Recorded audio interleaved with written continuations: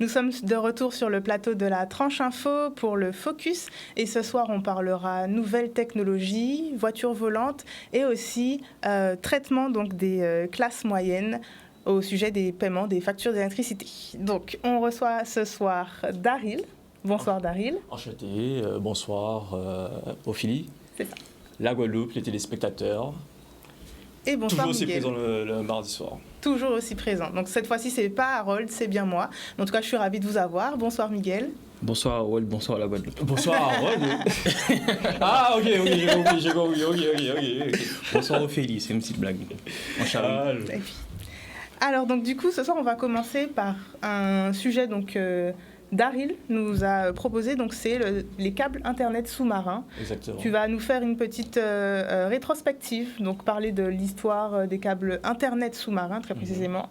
Donc à quel moment ils sont arrivés, où est-ce qu'ils sont situés aussi. Leur déploiement et leur efficacité et se poser la question en fait, comment fonctionne notre Internet actuellement. Parce que c'est vrai qu'on a tendance à croire qu'on a plusieurs moyens de communiquer via justement notre Internet, par soit satellite ou par ondes, etc. Mais en fait, j'expliquerai tout au long de l'émission que en fait, 90% de ce que nous utilisons sur Internet est lié justement au câble sous-marin. Et justement, avant de parler du sujet, je voulais justement faire un petit hommage par rapport à ce qui se passe au lycée agricole actuellement.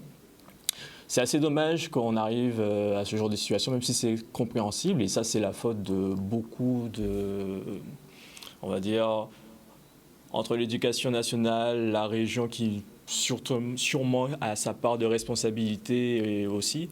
Donc, c'est vrai que c'est quelque chose qui, j'espère, permettra à la fin d'avoir des solutions pour que les élèves puissent avoir ce qu'il faut pour pouvoir étudier convenablement afin de pouvoir réussir dans leurs études supérieures.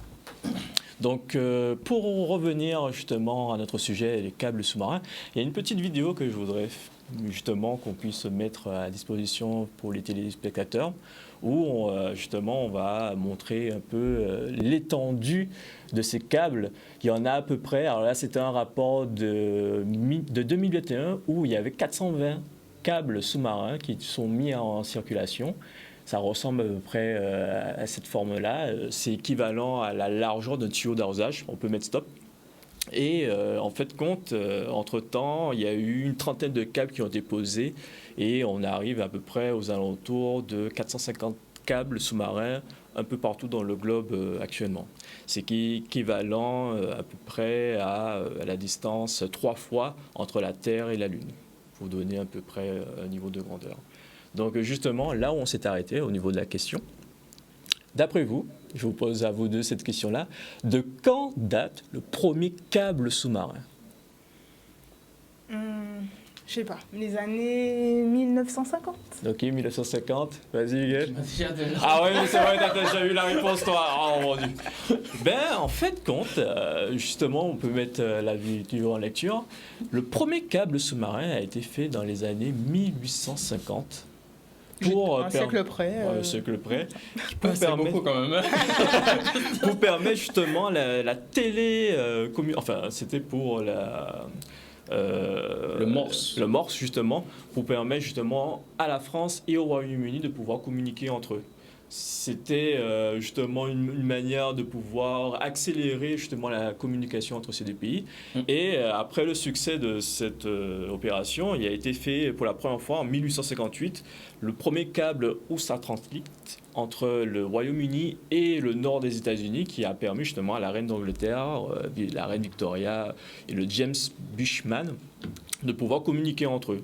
Et entre les deux, si on peut mettre la vidéo sur pause, ça permettait d'avoir une réponse qui prenait à peu près 16 heures de trajet entre les deux pays pour pouvoir avoir l'information qui arrivait à destination. Et justement, on peut voir justement à l'image comment ressemblaient à peu près ces câbles. En fait, il y avait c'était composé de cuivre et tout autour d'éléments d'acier pour pouvoir protéger le câble si vous voulez. Salade. Hein? Cuivre, frites, salade, ça ressemble à un tacos. Hein. Pas très mangeable, mais ouais. Et en fait, tout cet attirail en acier est là pour protéger le câble de différentes situations, que ce soit les courants marins, les bateaux, les filets de pêche qui pourraient arriver qui pourraient malencontreusement attraper le câble, et aussi éventuellement des requins qui malheureusement arrivaient de temps à autre, vu qu'il y avait de l'électricité qui passe, mâchouiller un peu ces câbles-là, et ça permettait de les protéger. Si on peut mettre la vidéo en lecture. Et au fur et à mesure, avec l'évolution de la technologie, est arrivée justement la téléphonie, où les premiers câbles de téléphone ont été mis en place dans les années 1927, où on pouvait téléphoner entre l'Amérique et l'Europe pour la toute première fois. Et ça a permis au fur et à mesure de l'évolution un peu partout dans le monde. Et on peut mettre notre en pause. Et c'est à partir des années 1988 où le premier câble fibre optique va être mis en place entre l'Europe et les États-Unis. C'est là où ce sera l'avènement de la DSL, de la 2G, la 3G qui vont commencer à arriver sur notre territoire. Et pour la Guadeloupe, la téléphonie est apparue dans les années 1960. C'est à ce moment-là où on a pu pour la première fois téléphoner entre justement la France et les Outre-mer. Ça passait d'abord par l'Amérique pour ensuite arriver justement vers la France. Alors, justement, la fibre optique. Alors, pour bien comprendre comment fonctionne la fibre, il faut se donner une idée que c'est un échantillon de petits câbles, de petits fils qui ont la taille de cheveux. Justement, si on peut mettre pause. Ici, là, il s'agit d'un câble sous-marin qui s'appelle Siamewe 3, qui est justement l'un des câbles le plus long du monde, qui fait à peu près 39 000 km, qui relie à la fois l'Europe, l'Afrique et le sud de l'Asie avec l'Australie. Et c'est l'un des câbles qui a été installé dans les années 2000. Et entre-temps, justement, c'était l'un des câbles les plus longs du monde qui fait à peu près la circonférence de la Terre. Et le deuxième câble qui va surpasser celui-ci qui va être installé, qui va être installé en 2024, aura pour superficie justement 1,5 fois le tour du globe. Il aura pour fonction de relier l'Afrique, l'Europe et toute la ceinture de l'Afrique, en passant par le sud de l'Asie du Sud et l'Australie. Si on peut continuer la vidéo. Il y aura justement le directeur de Orange qui va nous donner justement tous les composants d'un câble sous-marin pour qu'on puisse comprendre en détail de quoi il est constitué. Pour résister aux pressions et aux aléas des océans, ces câbles renferment un concentré de technologie et de protection.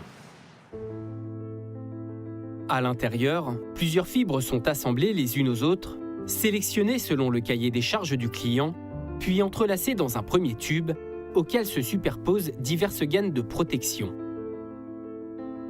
Internet a beau dépendre de ces câbles, ces derniers n'en restent pas moins très fins. Un câble tient dans une main. Quand on parle de câble sous-marin, on imagine toujours quelque chose d'assez volumineux.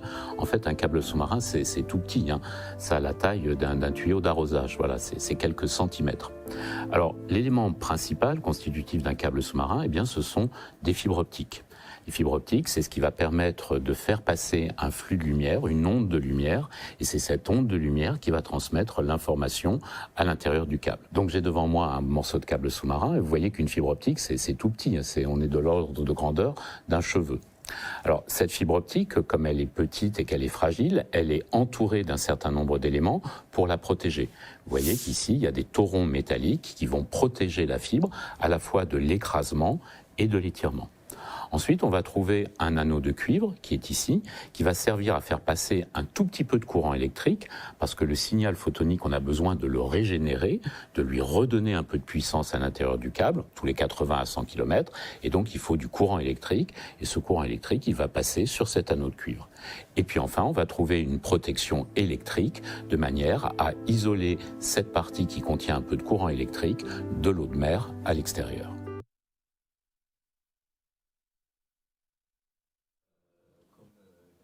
Comme dit monsieur, cet anneau de cuivre qui est entouré autour de la fibre optique, là on peut mettre la vidéo en lecture, va permettre, si vous voulez, de mettre en place ce qu'on appelle des répéteurs. Les répéteurs sont là, si vous voulez, pour permettre, tout le long du câble, tous les 100 km, de faire en sorte que le signal qui va être envoyé puisse être de nouveau répété afin qu'il ne perde jamais de puissance. Parce qu'au bout on estime, entre 85 km, on perd à peu près 20% du signal. Alors l'idée, c'est de faire en sorte que si le câble fait, on peut mettre la vidéo en pause, si le câble fait plus de 1000 km, on met à peu près entre 8 à 10 répéteurs qui coûtent à eux seuls environ entre 1 et 3 millions d'euros pour faire en sorte que l'information puisse arriver à bon port. Et justement, dans les années 2014 et jusqu'à maintenant, il y a eu une amplification, du posage des câbles sous-marins, notamment via les GAFAM, notamment Facebook et Google, qui ont permis, justement, d'ailleurs ça s'est ressenti durant la période Covid, une amélioration drastique, si vous voulez, de notre connexion Internet. On peut faire une lecture de la vidéo. Et notamment Facebook et Google ont 2 câbles qui leur est propre, qui les relient directement à l'Europe, dont un de Google qui s'appelle Dunan et Facebook Amity, qui leur permettent, si vous voulez, d'acheminer plus facilement pour eux leurs données personnelles, tout en faisant en sorte, bien sûr, que les opérateurs qui les aident à mettre en place ces câbles-là, quand je parle d'opérateurs, c'est-à-dire Orange, Digicel, il y a aussi d'autres opérateurs étrangers qui participent justement à l'installation de ce genre de câble, puisque un câble en lui-même, vu le coût financier que ça émet, on est aux alentours pour ces 2 câbles à 250 millions d'euros, chacun y met de sa somme pour pouvoir faire en sorte que les câbles puissent justement être mis en place et puissent répondre justement aux attentes de chacun des clients qui leur est propre. Et de cela, j'étais étonné de voir que, comme je le disais à Miguel, que tout ce qu'on nous apprenait au lycée et à l'université via l'optique, c'est-à-dire tout ce qui est laser et tout, ça permet justement l'amélioration de ce type de câble. Et il faut savoir qu'une fibre optique qui fait justement le diamètre de cheveux est capable de prendre une information qui serait équivalent, une seule, à peu près de 500 000 habitants de connexion Internet. Ce qui est énorme. Et c'est pour ça que... ça donne envie de le pirater. Non, mais tu dis ça, mais justement... Et là, il s'était avéré, justement, je ne sais pas si vous vous rappelez. De l'exploser. Il y a déjà eu ce genre de situation. Il était arrivé justement lors de l'affaire Wikileaks, où le Danemark avait mis en avant que oui, les câbles sous-marins quelques câbles sous-marins avaient été justement déconnectés ou alors connectés justement à un engin pour pouvoir permettre justement de suivre un peu les données qui étaient en train d'être acheminées. Et il s'était avéré que c'était les États-Unis qui, à travers ces câbles-là, arrivaient justement à écouter un peu ce qui se faisait au sein de la Chambre de l'Union européenne, notamment avec Angela Merkel et les différents présidents de la République qui étaient présents à ce moment-là. Et c'est vrai que on ne s'en rend pas compte, mais chaque câble sous-marin qui sont aux alentours des côtes d'un territoire de pays sont surveillés drastiquement, notamment par la marine du pays en question, pour être sûr qu'il n'y ait pas d'espionnage, même de sabotage.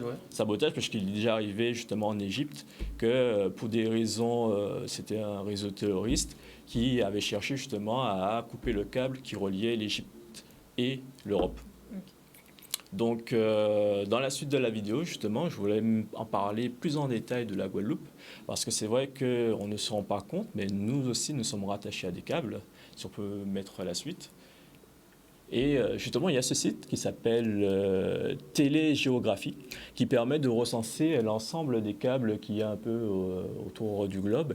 Et de là, en se rapprochant, on peut avoir toutes les informations pour chaque câble en question. Et je m'étais posé la question, tiens, en Guadeloupe, si on peut mettre la vidéo en pause, d'après vous, combien de câbles nous disposons? Mais je suis biaisé, je t'ai déjà dit. Tu as donné les informations. Ah oui. Bon, bref, à mon avis, moi, je vais dire un seul. Un seul, ok, vas-y. J'aurais dit une centaine. Une centaine? Non, on n'est pas... Non, Bon, moi, Pour donner une idée, d'ailleurs c'est Orange qui m'a donné cette information-là, on estime que pour qu'un pays ou une zone puisse bien être fournie en connexion Internet, il est préférable qu'il y ait au moins 3 câbles de connexion sur le territoire. De préférence, parce qu'on estime qu'il peut arriver que pour des soucis extérieurs, ça peut être soit environnementaux ou alors humaines, qu'un câble puisse céder. Alors il faut absolument qu'il y ait des câbles de relais et on estime qu'à partir de 3, on peut être garant d'avoir une connexion stable. On est à 2 en Guadeloupe ou... Mais justement, si on peut mettre en lecture la vidéo, en fait, en Guadeloupe, on a 3 zones dans lesquelles on a justement où on est fibré. Alors, 2 câbles qui passent vers Baïf, notamment le câble de Global Caribbean Network qui a été mis en place par la Seine-Saint-Marc et en partenariat avec le Loret Group qui est sûrement une structure internationale en dehors, et le deuxième qui a été fourni par Digicel qui permet une connexion entre les petites Antilles et nous permet justement via Porto Rico d'avoir justement la connexion, parce que c'est Porto Rico qui nous permet d'avoir la connexion directe avec les États-Unis. Et si on peut mettre en pause. Et ça, c'est un câble qui a été installé par la région pour permettre justement la connexion entre la Désirade, Marie-Galante et les Saintes, pour qu'ils puissent eux aussi avoir une connexion Internet directe. Parce qu'il a été longtemps reproché. ben voilà, la région fait des choses. Oh. Voilà. Tous les Il gens faut qui savoir parlent. que ce câble-là, il a coûté à lui seul, alors qu'il fait que 118 km. Il a coûté aux alentours de 20 millions d'euros. La région travaille, vous voyez. C'est la preuve que la région travaille. Après, malheureusement, souvent, ce qui est reproché, c'est que même si ces câbles sont installés dans les zones en question, il n'y a pas la suite. Il n'y a pas forcément la suite qui fait qu'il y a toujours encore cette problématique des zones blanches, qui fait que, oui, certes, vous êtes fibré, mais ça ne garantit pas que l'installation qui suit après sur la terre ferme suit spontanément. Généralement, il faut l'accord de beaucoup de choses, que ce soit de la mairie, de l'opérateur, mais aussi il faut que la population donne aussi pas son aval, mais puisse dire que oui, il souhaite être fibré. Et de là, à partir de là, il peut y avoir justement tout le processus qui sera mis en place. Je trouve quand même que c'est un sketch, hein, cette histoire d'aval, etc. de la population. Et en plus, c'est encore plus choquant puisque, si je ne me trompe pas, je me dis si j'ai bien compris, tu as dit qu'à un moment, quand on était dans la téléphonie, ils utilisaient déjà les câbles fibrés. Les câbles sous-marins, c'est là où il y avait la DSL qui commençait à être. Donc ça veut dire que concrètement, là, dans les mers, il y avait déjà plus de connectivité que sur les terres, alors que finalement, c'est sur les terres qu'il y a la vie. Et je remercie justement la région Guadeloupe. Faut bien comprendre que ce câble-là permet surtout une bonne communication entre la Guadeloupe et on va dire ces îles. Voilà, ces îles, l'archipel Guadeloupe, est mieux connecté entre elles. Mais bien sûr, si la Guadeloupe était amenée à perdre, par exemple, les 3 autres câbles qui relient... Il y a Baïf, Pointe-à-Pitre et Bemao. Ce sont les 3 endroits où qui sont connectés notamment aux Petites Antilles, parce qu'on n'a pas de connexion directement via les États-Unis. comparé à notre île seule qui a eu le privilège justement d'avoir une connexion directement via la Floride. Et ça expliquerait un peu pourquoi en Guadeloupe et en Martinique, généralement tout ce qui est siège des sociétés ont été placés directement en Martinique. Parce que notamment via le fait que, vu que la connexion Internet était là-bas, on va dire le fait qu'on puisse être directement connecté aux États-Unis pour avoir une connexion vers l'Europe, c'était plus facile en Martinique, d'où cette facilité que la Martinique a eue justement dans le développement industriel de chez eux. Si on peut mettre la vidéo en lecture. Justement, je mets en état des lieux les câbles. Et là, là c'est un autre câble qui passe justement, si je ne me trompe pas, c'est celui qui est de Pointe-à-Pitre, qui permet la connexion justement avec les petites Antilles, notamment même la Martinique, jusqu'à Trinidad. Et là, on va passer justement à la Martinique, où justement, eux, ils ont 4 câbles. Là, il y en a 2 qui sont reliés au Lamentin, qui permettent justement la connexion entre l'ensemble de le sud, le nord de l'Amérique du Sud jusqu'à la Floride.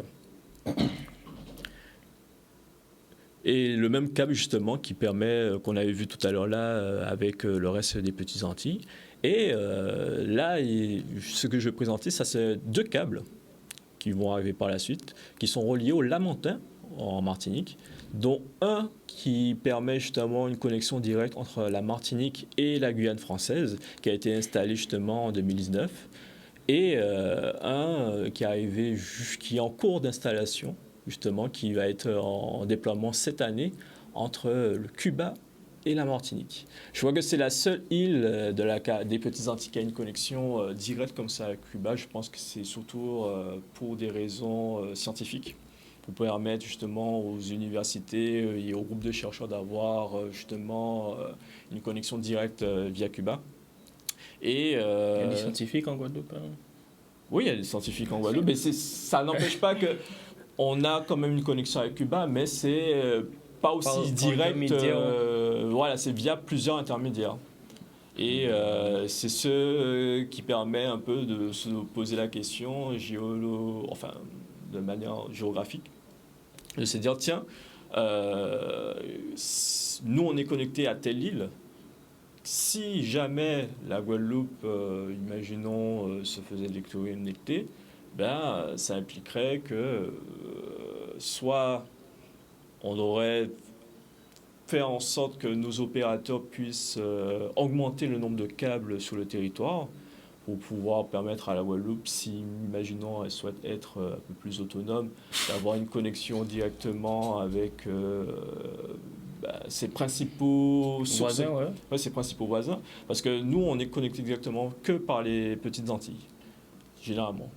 Et à partir de là, via d'autres îles, les Petites Antilles, on est connecté via le monde. On n'a pas de connexion directe avec le reste du monde. On est obligé de passer directement par d'autres petites îles. Et pour le moment, tout se passe bien. Mais à l'avenir, il faudra se poser la question, est-ce que, dans un intérêt pour nous, est-ce qu'il ne serait pas mieux, préférable pour nous, d'avoir notre connexion directement liée soit aux États-Unis, soit directement via l'Europe? Parce que pour le moment, on n'a aucune connexion via l'Europe. Il n'y a que le Brésil qui a ce luxe d'avoir une connexion directement via le Portugal qui lui permet d'avoir la connexion avec l'ensemble de l'Union européenne. Mais les Antilles, pour le moment, c'est d'abord les États-Unis et ensuite le reste du monde. Ok, on va faire une petite pause et on se retrouve juste après. On pourra continuer à en parler. On se retrouve juste après la pub. Nous sommes de retour sur le plateau de la Tranche Info. Donc, juste avant la pub, nous parlions de câbles Internet sous-marins, de fibre optique. Et c'est vrai qu'on se posait la question, je pense que c'est important aussi de le préciser, qu'on parle de fibre optique pour l'instant avec un déploiement sous-marin, mais c'est vrai qu'au niveau de la Guadeloupe, le déploiement terrestre n'est pas encore total, il n'a pas encore été fait dans sa globalité, donc c'est peut-être pour ça aussi qu'il y a encore des problèmes de fibre optique. Ça, c'est un déploiement qui prend un peu plus de temps que le déploiement sous-marin. Plus de temps, c'est une question aussi de budget. Après, Miguel nous le disait tout à l'heure là, apparemment on estime, je ne sais pas quelle information, c'est ce que c'est la région qui l'a communiqué, en 2025, l'ensemble du territoire sera connecté. Je l'espère, puisque ça fait des années qu'on parle de zones blanches, des problèmes de connexion Internet, et notamment je représente une des structures qui s'appelle Karukera eSport, qui est justement une structure de e-sport, en gros de la compétition numérique. Et souvent, nos joueurs ont cette problématique lorsqu'ils font des compétitions à l'international, notamment aux États-Unis, qu'ils ont un problème de latence, parce qu'ils n'ont pas la connexion adéquate pour pouvoir rivaliser avec des joueurs qui seraient, même dans la Caraïbe, actuellement, Porto Rico est mieux desservi que nous au niveau de connexion Internet, puisque eux, ils sont reliés directement via la Floride, qui leur permet d'avoir moins de latence que nous. Après, c'est encore la question de budget, de politique, parce que les opérateurs te diront tous la même chose. Eux, ils sont dans leur intérêt que l'ensemble du territoire soit connecté, parce que ça voudra dire que plus de chiffres d'affaires, puisque tout le monde devra passer par eux. Et oui. Pourquoi on est dans le cloud, c'est pour les téléspectateurs. Pourquoi on est dans le cloud, et puis finalement on passe par des câbles optiques? Il faut bien comprendre que le cloud en question, ça reste toujours une connexion Internet. Et notamment, tout ce qui est cloud passe par justement les câbles sous-marins. On a tout le temps cette impression que oui, vu qu'on a des satellites par milliers, nous utilisons la connexion via satellite. Or, pour qu'on puisse bien comprendre, ce n'est que 1% du trafic Internet mondial. Généralement, les premiers acteurs qui vont utiliser la connexion via satellite, ce sont soit les bateaux, les avions, l'armée, et quelques privilégiés, quelques opérateurs qui justement profitent justement de la connexion via satellite pour pouvoir transmettre dans des endroits vraiment reculés une connexion Internet.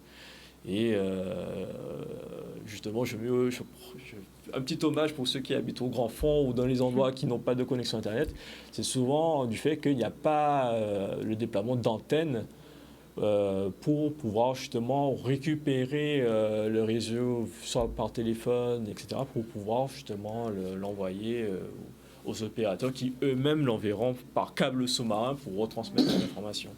Donc finalement, la feuille d'impôt est remplacée par des câbles sous-marins. Voilà. C'est ça. Comment ça, la feuille d'impôt?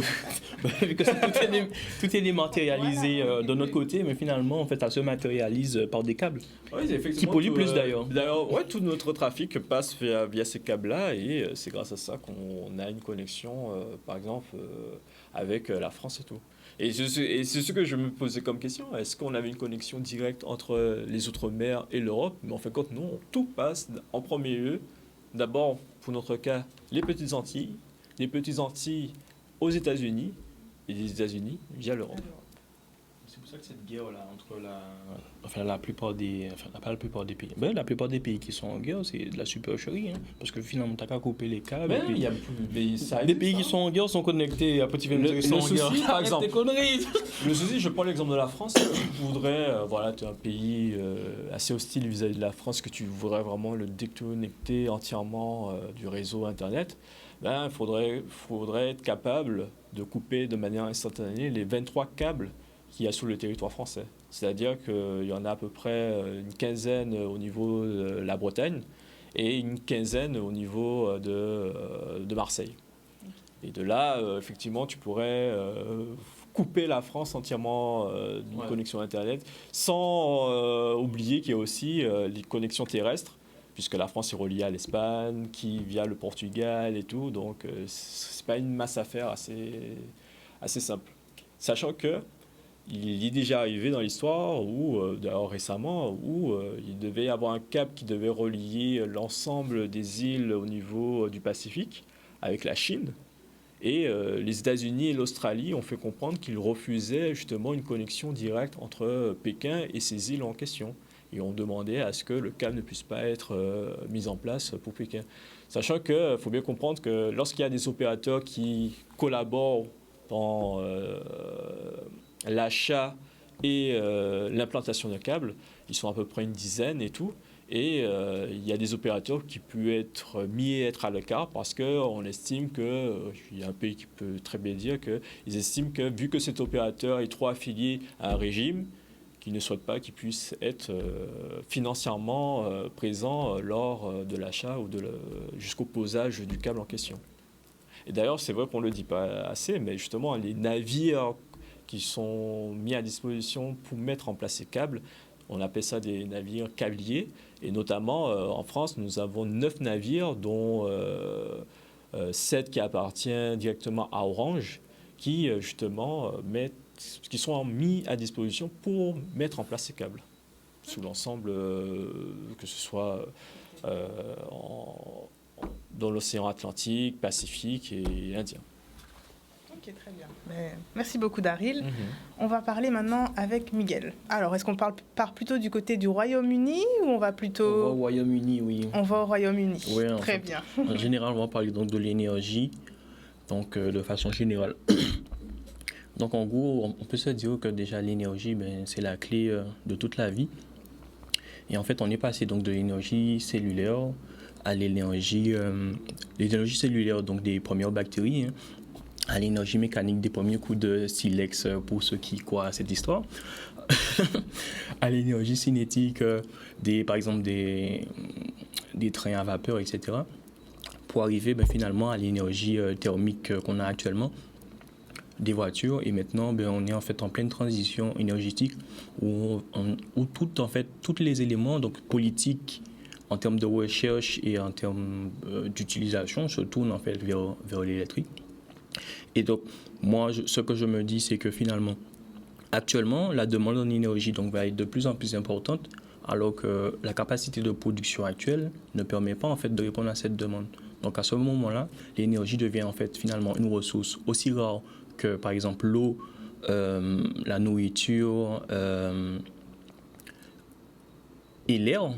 Parce qu'une air de qualité, l'oxygène, une air de qualité, ça va se faire rare.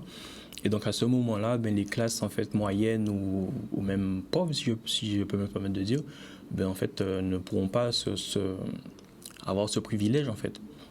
Et donc c'est ce qui se passe en fait justement au Royaume-Uni, qui nous donne en fait un exemple des traitements qu'on peut en fait donner aux classes moyennes et qui n'ont pas la capacité de pouvoir payer ou en tout cas respecter leur contrat de paiement de facture, pour des raisons qui leur sont propres, mais qui peuvent quand même être dues à une forte inflation qu'on connaît tous. Oui. Voilà, donc pour ça, je vais me permettre de vous présenter une petite vidéo, la vidéo 1, au Royaume-Uni.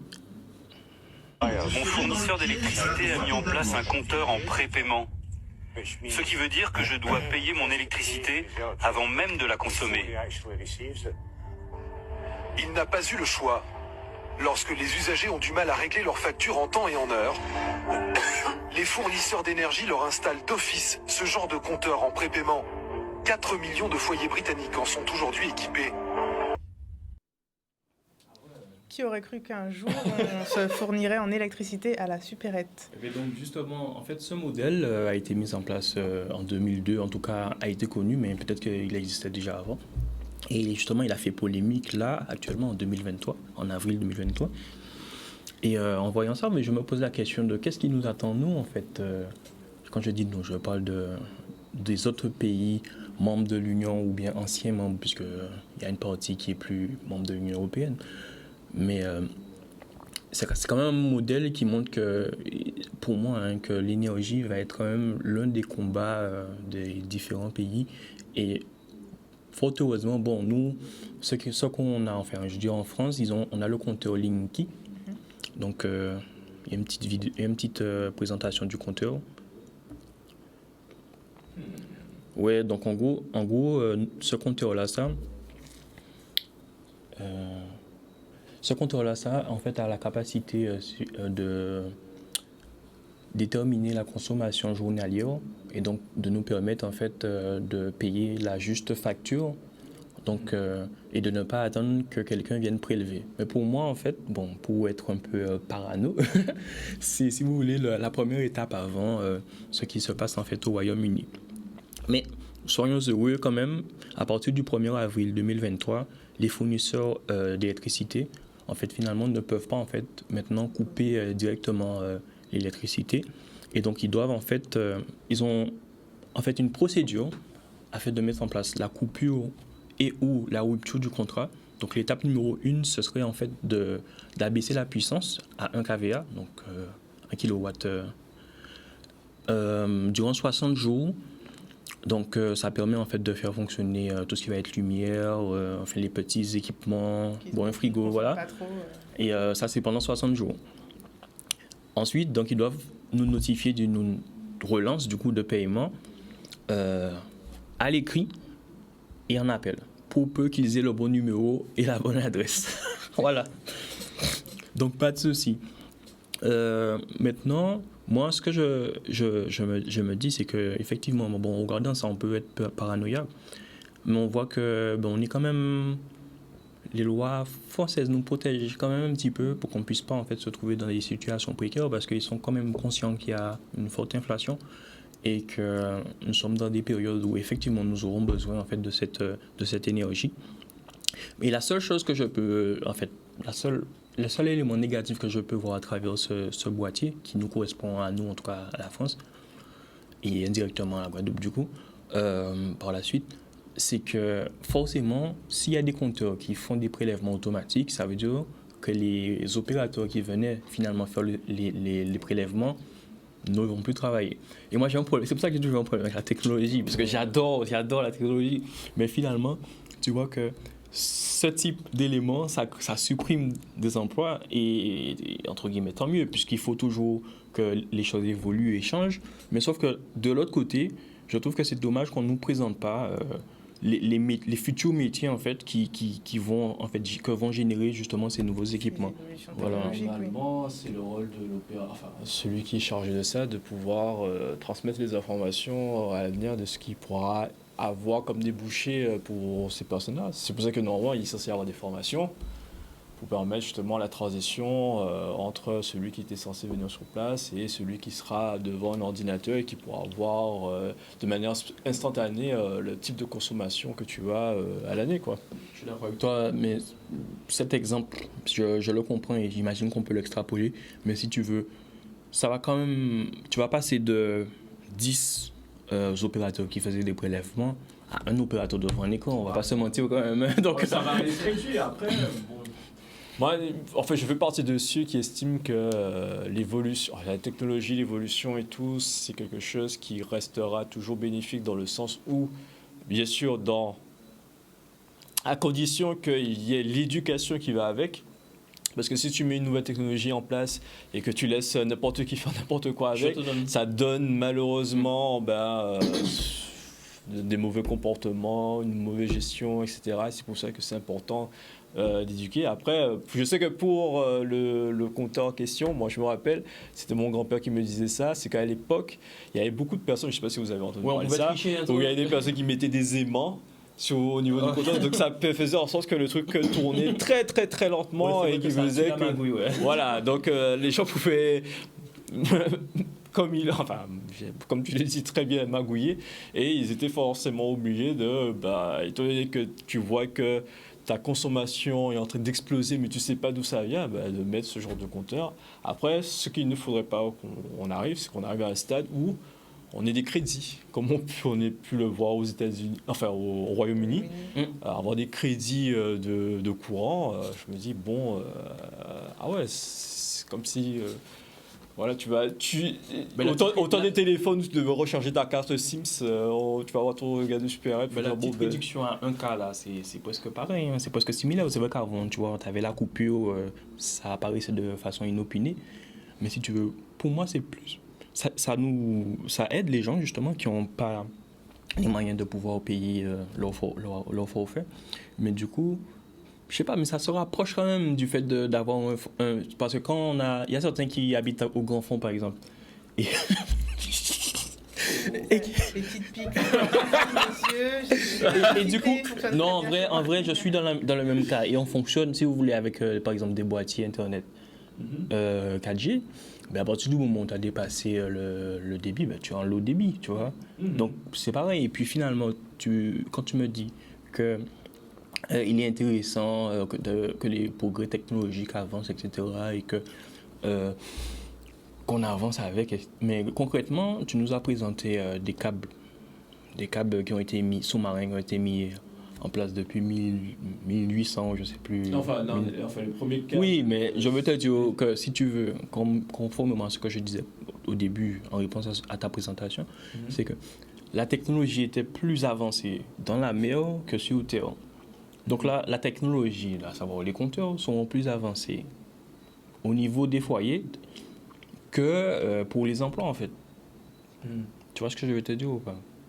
Bon, à peu près. Après, malheureusement, je ne suis pas dans le secteur pour pouvoir vraiment détailler non, mais sur après, il ça. n'y a pas de souci. Mais je sais que, par exemple, je prends l'exemple de la Seine-Sama, la Sierra, enfin bref, que on est toujours en train d'utiliser de l'essence pour pouvoir alimenter les différents foyers sur le territoire. Alors que je me dis que, moi je me rappelle d'une époque où on nous disait oui, à partir des années 2005 et tout, tous les foyers en Guadeloupe auront des panneaux solaires. Il y avait même eu, je crois, l'État qui subventionnait et tout. Exactement. Et quand tu regardes maintenant qui en profite, il a été dit comme quoi, je crois que 4% de la population détient justement du panneau solaire. Tu te dis, ah ouais, 20 ans pour avoir un résultat de 4%, c'est dommage. Qu'est-ce qui a manqué? C'était quoi le problème? Malheureusement, bon, chacun il donne de sa sauce. C'est l'argent d'utiliser des énergies fossiles. Hein. Ben, normalement, théoriquement, EDF et tout, c'est censé, d'après ce que j'ai compris, le fait que chaque personne ait leur panneau solaire, ils sont censés privilégier ce genre de système. Parce que Mais si tu rends les gens autonomes, il faut que les gens soient dépendants de toi pour faire ton chiffre. Comment tu veux aller faire tes vacances à Bali? Tu peux pas. Parce que normalement, quand tu as de l'électricité qui n'est pas consommée, tu peux le revendre ailleurs. Et je sais qu'il y a des câbles sous-marins aussi qui sont là pour fournir en électricité d'autres îles de la Caraïbe. Donc ça permettrait justement de fournir de l'énergie ailleurs et d'avoir des subventions. Ouais, c'est pour ça que je me dis tout le temps, dire que oui, c'est pour faire en sorte que le citoyen soit toujours enchaîné à un système. Non, il y a toujours ce côté de faire évoluer, sauf que malheureusement, forcé de constater que ce n'est pas fait assez bien. Okay. Donc voilà, après, je vais revenir sur un sujet que tu connais très bien, celui de la géothermie, où justement il y avait Gérard Bourgré qui mettait en avant le fait que oui, il faudrait faire en sorte qu'on puisse mettre en avant un peu plus cette technologie, puisque l'énergie du volcan est quelque chose qui est infini en soi, et ça permettrait justement de fournir la Guadeloupe entièrement en électricité, et voire même de pouvoir même fournir la Caraïbe, des petites Antilles en énergie thermique. Et avant de conclure aussi ce focus, on va aborder le dernier sujet de Miguel. Donc, on va parler des voitures aussi. Les voitures volantes. Ah bon? C'est aussi un sacré sujet. Mais c'est presque ça. Donc, en fait, il y a une petite vidéo. Donc, la question, c'est est-ce que les voitures volantes, c'est une fausse solution? Parce qu'en fait, en gros, on se pose la question de comment en fait, on va éviter les embouteillages. Bon, prends tout simplement pas la voiture, mais bon, oui. Tu vois, qu'on est chercheur et qu'on est scientifique ou bien et qu'on a de l'argent ou des finances, qu'il faut justifier le fait de faire des recherches inutiles. Chaque recherche est utile, c'est juste qu'elles n'auront pas la même amplitude que d'autres, on va dire. Ok, bon, en fait, tu as la vidéo numéro 2.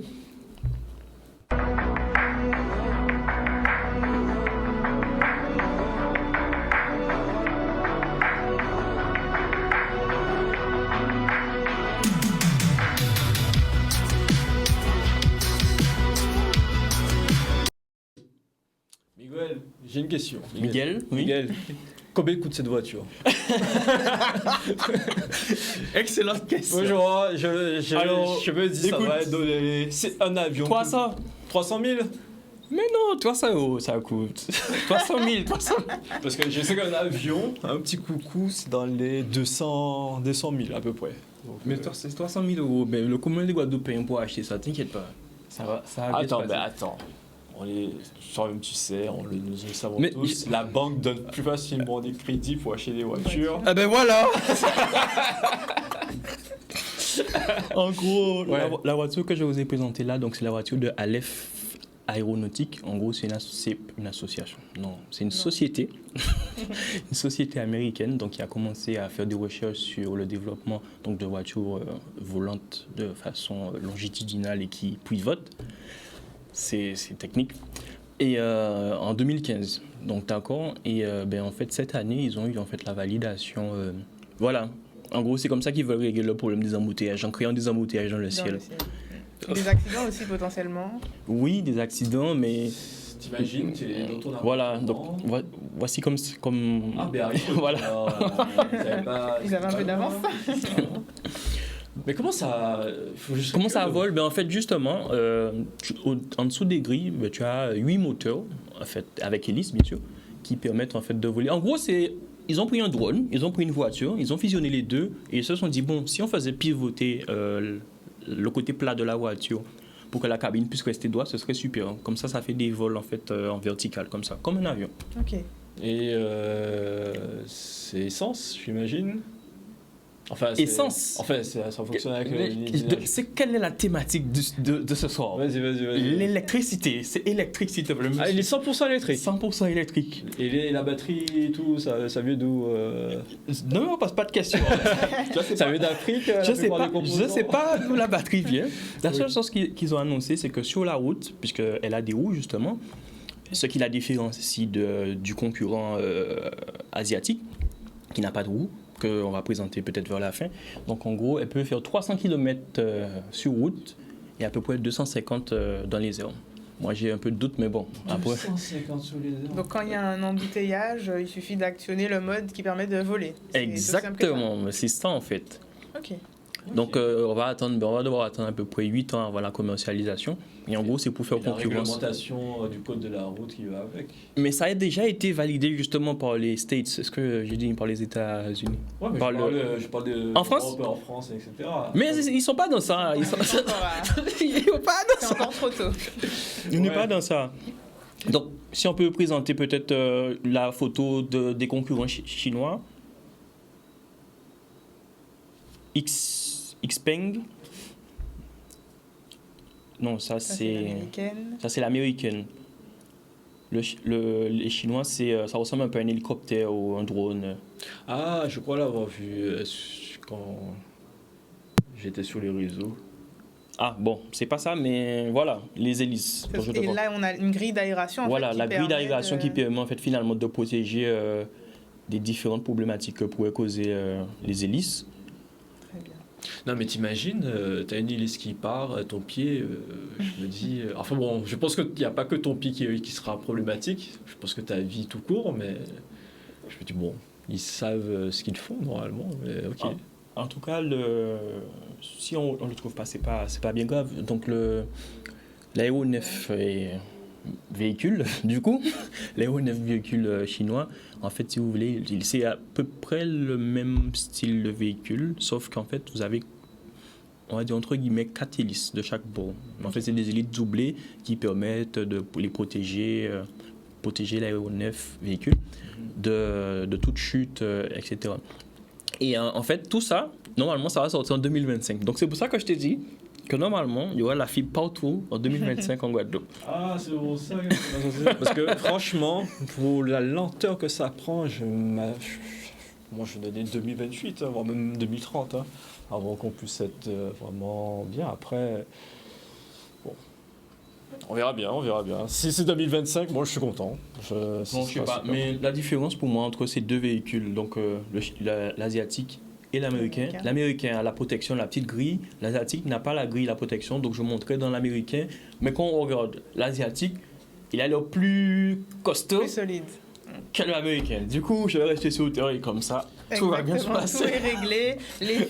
Les câbles Internet, eux, sont sous terre. Les voitures, on reste sur terre. Moi, j'ai une question pour vous deux. Est-ce que vous seriez prêt à conduire ce genre de véhicule pour soit vous déplacer sur l'ensemble du territoire ou ailleurs ou autre? Je serais un peu sceptique. Pas de la conduire forcément, mais d'être...